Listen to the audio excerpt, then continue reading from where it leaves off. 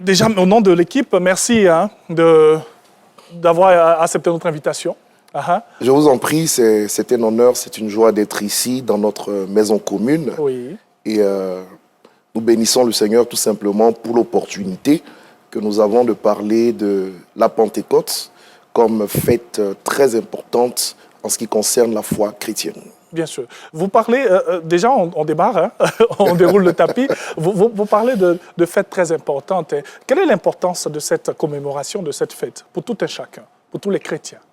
Bien avant d'en parler, j'aimerais prendre le soin de vous saluer, de saluer toute l'équipe de production, de remercier Dieu pour le directeur général de la RTI et bénir Dieu pour nos autorités étatiques en priant de sorte que la fête de la Pentecôte, n'est-ce pas, soit une manifestation de l'action de Dieu sur la Côte d'Ivoire, partant de la tête jusqu'au bas de l'échelle.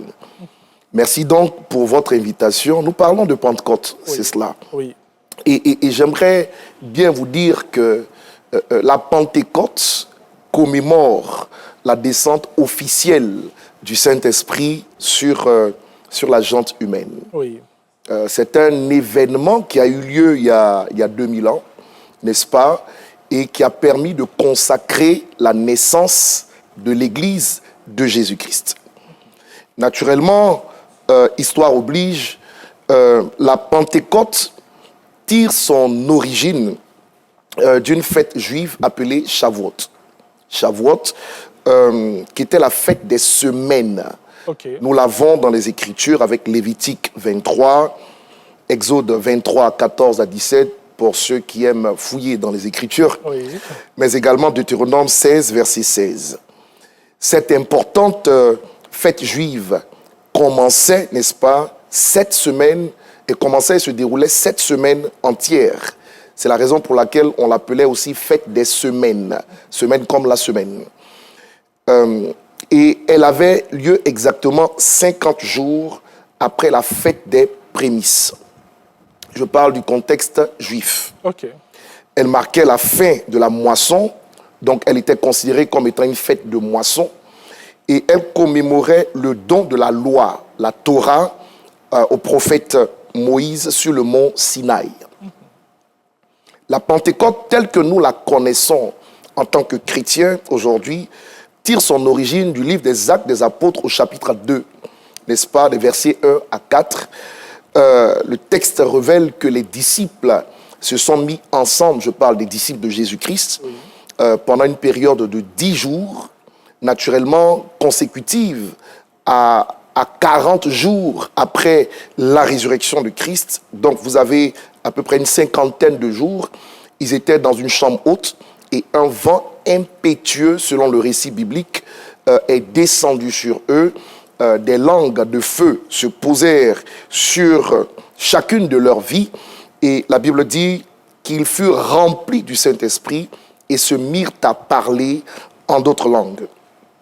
Immédiatement, naturellement, ces personnes qui furent remplies du Saint-Esprit commençaient à s'exprimer dans des langues qui n'étaient pas les leurs. Okay. Et le mystère, c'est que à la fête des semaines ou la fête de la moisson, le monde entier se réunissait à Jérusalem. Et donc, quand ils parlaient en langue, c'était étrange parce que les gens les entendaient parler dans leurs différentes langues, n'est-ce pas, qui n'étaient pas la langue des Juifs. De sorte que, par l'effusion du Saint-Esprit, Dieu arrivait à communiquer avec tous ceux qui étaient là dans un mystère fabuleux, formidable et miraculeux. En tout cas, merci. Je l'ai dit, c'est une fête qui date de 2000 ans. Exactement. Merci de nous ramener dans l'histoire pour nous permettre de mieux comprendre cette commémoration. Alors, vous avez parlé du Saint-Esprit. Concrètement, pour toutes les personnes qui nous regardent, pour les chrétiens, qu'est-ce que ça veut dire recevoir le Saint-Esprit de manière plus De manière plus pratique, oui. Vous savez, la foi chrétienne est une foi qui croit en un seul Dieu. Dieu est unique, mais il est à la fois trinitaire. Okay. Donc, c'est un singulier pluriel.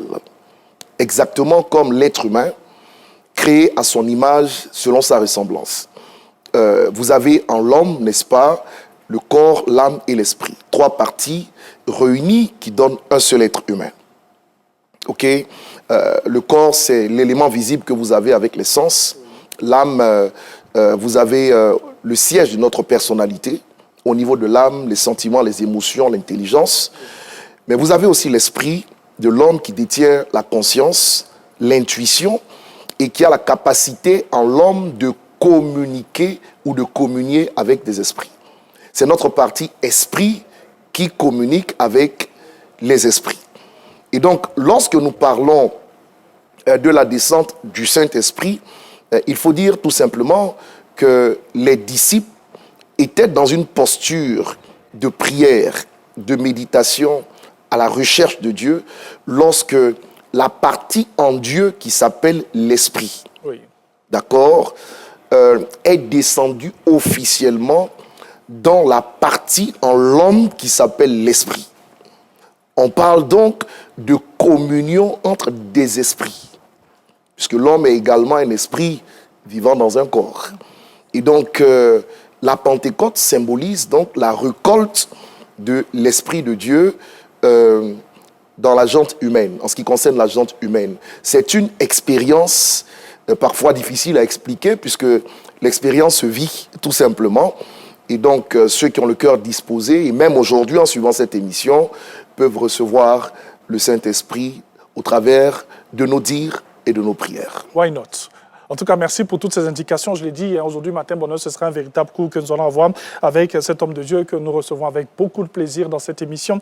Alors, Bishop, de temps en temps, on va respirer un peu en musique et on reviendra pour continuer le cours. D'accord. C'est un cours de lundi qu'on va voir aujourd'hui. Signification, donc, et l'impact, bien sûr, de la Pentecôte dans la vie chrétienne contemporaine. C'est vrai que nous sommes partis dans l'histoire. On va revenir un peu chez nous pour parler de la Pentecôte maintenant. Comment est-ce que vous la ressentez? Comment est-ce que vous la célébrez? Je l'ai dit, on aura tous les éléments de réponse en sa compagnie. Merci encore. Tout à l'heure, on continue le cours. C'est moi qui vous remercie. Oui, pour l'instant, on va marquer une pause en musique qui s'appelle Youssef. Il est avec nous aujourd'hui. À tout de suite.